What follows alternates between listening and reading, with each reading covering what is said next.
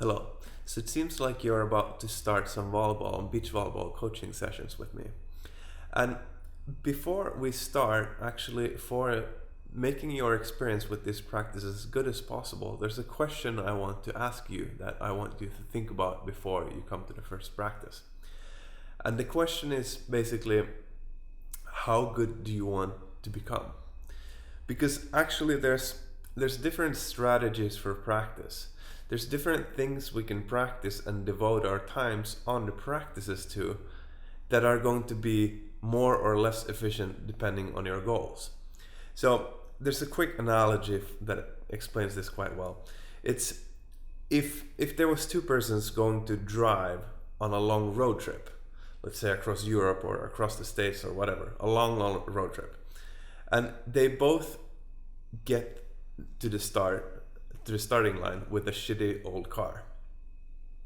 They could then choose to, before they start the road trip, they could choose to tune up the car a little bit and then start driving.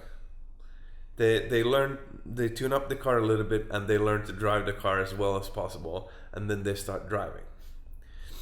The other person could choose to, instead of just fixing it a little bit, fixing the car properly, maybe even getting a new car. This will take a longer time in the beginning before they get to start to drive, but once they start driving, they will be faster. So really, depending on how long the road trip is, decides who's gonna get to the finish goal quicker. Because if it's a short road trip, the person that didn't fix the car so much in the beginning, or maybe didn't fix the car at all, will get to the goal faster. But if it's a long road trip, like the goal is actually big, then the one that spent the time to fix the car properly or get a new car in the beginning will actually win in the end run. There will be one point somewhere in the middle of the road trip where this faster guy that waited longer to start will just pass the other guy. So let's go to my paper and I'll explain more how this works for volleyball. Okay, so the question I wanted to ask you is, how good do you want to become? So I'm basically going from the assumption that you want to get better at volleyball, otherwise you wouldn't be practicing volleyball or wishing to practice volleyball. But so this is a brain dump list that I made of things one can do to become better at volleyball or beach volleyball. This is not a full list. There's more stuff than this that you can do, but this is just a starting list. So there's big categories. There's technique, strategy, mental, physical, and other.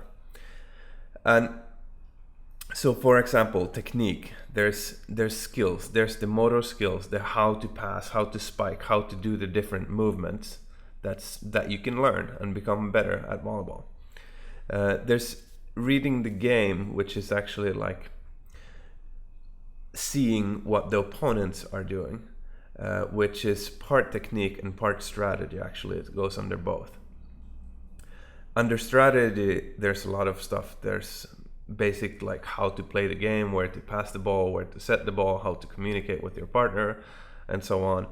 There's playing in different conditions, different winds, rain, sun, and all kinds of stuff that you can get better at to win the game easier. And excuse me, I have a cold, by the way, if I sound funny.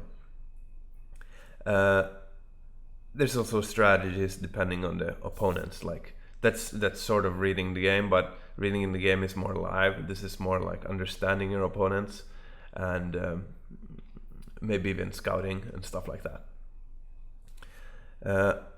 Under the mental part, which is basically sports psychology in different ways, there's the first one is the basic sports psychology, or the art of focusing, as I want to call it. If you have been involved in meditation or mindfulness or the mental side of yoga, you might be familiar with this a little bit. Then there's something I want to call sports psychology for practicing. And this also involves motor learning, like how motor learning works. Basically, the science of how to build skills, of how our bodies learn. That's the mental part. Then there's another mental part, which is how to win games. There's a Swedish word, vinnarskalle, which is like in English it's the winner head. It's like how to think in the game to be able to win, which is it's based on this art of focusing, but it's a little bit more. And then there's motivation for, well, everything, to want to play, to want to practice, to want to be involved in beach volleyball in general, and all that kind of stuff. There's a lot of research under this that can be dug into. By the way, on motivation, I design my practices so that the motivation part should work as well as possible for you. But I can also go in and teach about the motivation, so you understand the actual how it works, so that you can start using it in your own life. It's some of the best research I've ever found in my life, so it's really good. And I can just quickly say, it's not about adding punishments. It's not about, if you don't do this, you're gonna have to do 50 push-ups. That sort of motivation works, and it's sometimes better than no motivation at all. Like it's better to get something done. But there's actually a more beautiful way of motivation, which is actually very fun to do and is the most effective in whatever you try to do. In this case, learn beach volleyball. Then there's a physical part, which is it's injury prevention. What can you do to avoid injuries? That's quite correlated with skills, doing the skills in the right way. There's explosiveness, like the jumping higher, and also making quicker moves, like sprinting and stuff like that, because you need to move quickly, also side to side and front and back in beach volleyball.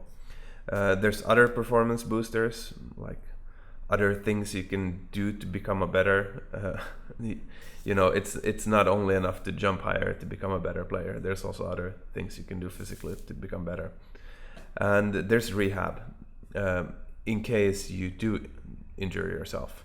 There's a lot of ways to make rehab more fun, more interesting, and more effective. Then there's also other things you can do to become better at volleyball. There's home training, videos, podcasts, books, meditation. I would want to say that right now you're doing at-home training because you're watching this video, and hopefully this is gonna give you returns. Watching this video will make you a better player in the future because of thoughts that I'm giving you here in this video. So there's a lot of stuff that you can do at home or while commuting. You can listen to podcasts, audiobooks.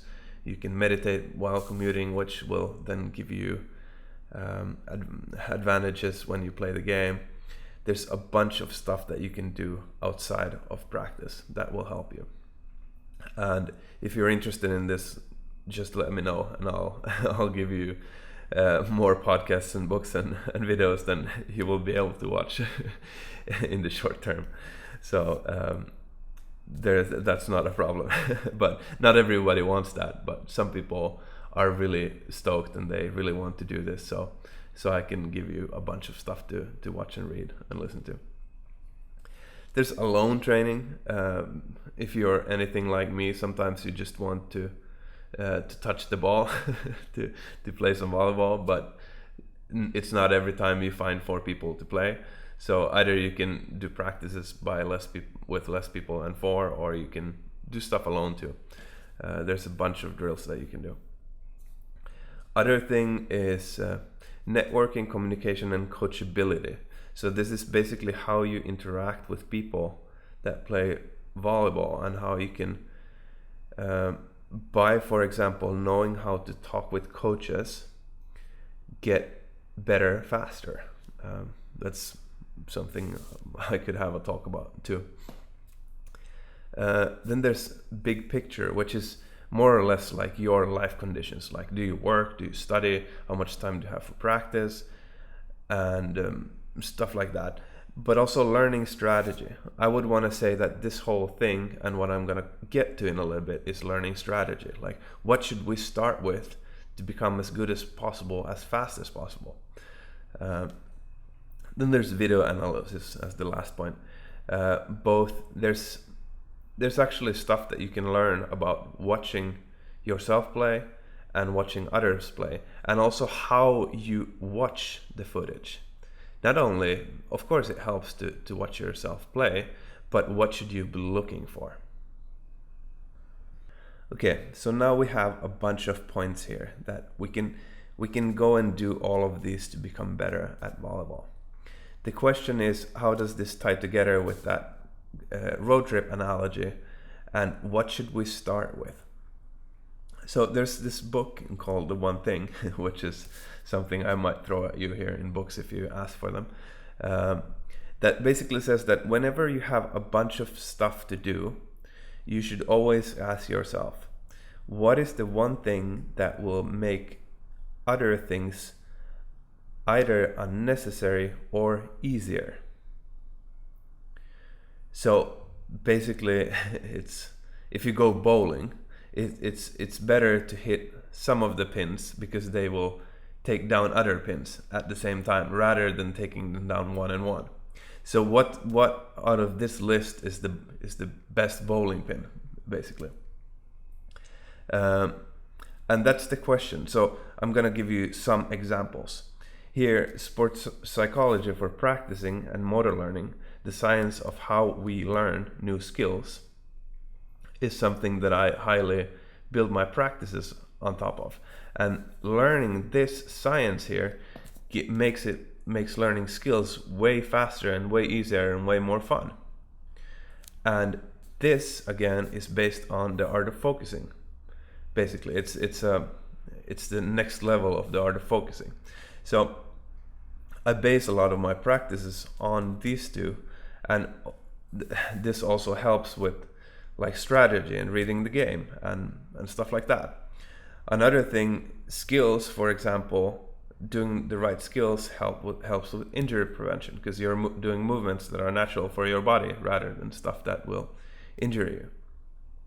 Explosiveness, jumping higher, sometimes helps with skills and stuff like that. So it's a whole network, and all of these points you could go even further into smaller networks. Like skills, there's passing, there's spiking, there's blow line, and spiking, there's arm swing, there's approach, there's jumping, and there's timing, and it goes so far if you want.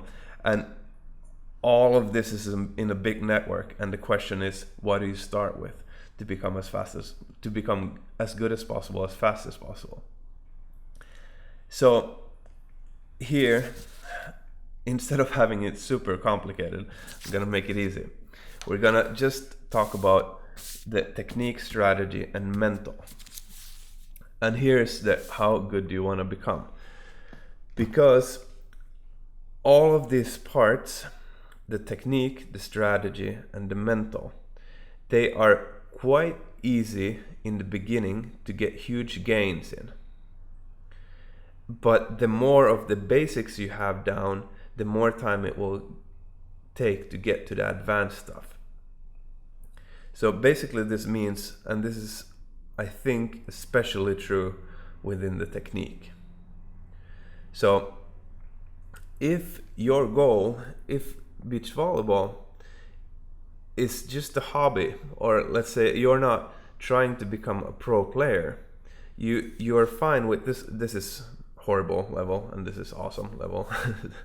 So if you're aiming to become like good but not like pro, then you see that here's two ways to get there. There's one where technique, strategy, and mental is kind of equal, and there's one where technique is bigger and strategy and mental is smaller. And here I want to say that to get here, it's faster to take this route, to work more on strategy and mental stuff than fixing all the technique, because you can get quite good without having perfect technique. As long as you're not doing big mistakes, you can get good without good technique. However, I also believe that if you go this route, there's going to be a plateau, which means that sooner or later, if you want to reach higher, you will need more technique. So here's the strategy, and the mental part is as big, but the technique is bigger. So this person can reach higher. And these two are at the same level right now, but they have had different strategies to get here. This person has practiced technique and been a little bit lazy with the strategy and mental. But it's actually much easier for this person to get here than it is for this person to get there. Because I'm gonna say that the technique actually helps with strategy and mental. So technique is actually, it's easier, it's in the long run to get here, it's quicker to start with technique. But to get only here, it's quicker to not do so much technique. So I hope this explains what I mean. I need you to know to plan your practices if you want to become really, really good, or if you want to become kind of good. For me, myself, beach volleyball nowadays is my main sport. So I'm aiming as high as possible. This is why I've thought about this kind of stuff. I have a lot of I have reasons to believe this is so, why technique is so important. One example is they've done some studies. There's a small village in Russia that has produced a lot of top level tennis players. It's the small city or village where Anna Kurnikova comes from. And apparently there has been a bunch of world-class tennis players since her. And they only have one court in this village, and it's shitty. And it's like the poorest club. They have almost no money, but they produce world-class players. So there was this guy that went there and asked, wanted to see what they're doing different. And the coach said that technique is so important to become a pro level player that they don't even let their players play games for the first 3 years. They just practice even without a ball. They just do the movements without a ball for a long time, and the coach just walks around and corrects their technique so that their technique is right from the beginning, so that they can then later easier learn all the other stuff like the strategies, and because the strategies are also based on correct technique sometimes. And it's easier to be mentally trust yourself when you know that you have technique that you can rely on. Okay, I think that's enough. I think you get the point. See you at the practice, and think about what you want for yourself. And okay, so I'm gonna add a small more thing into this video, and it's about jumper's knee, because it's actually here. There's one very important thing in injury prevention / rehab about jumper's knee, because jumper's knee is a very common thing that volleyball players get, and as long as you know how to deal with it, it's super easy to deal with it. The problem is almost nobody knows how to deal with it before they get it, and then it's too late. So in case you know what jumper's knee is and what you should do to it, you can stop watching this video. In case you want to spend a few more minutes on this video, which will potentially save you months of practice time in the future, watch a few more minutes. Okay, so jumper's knee.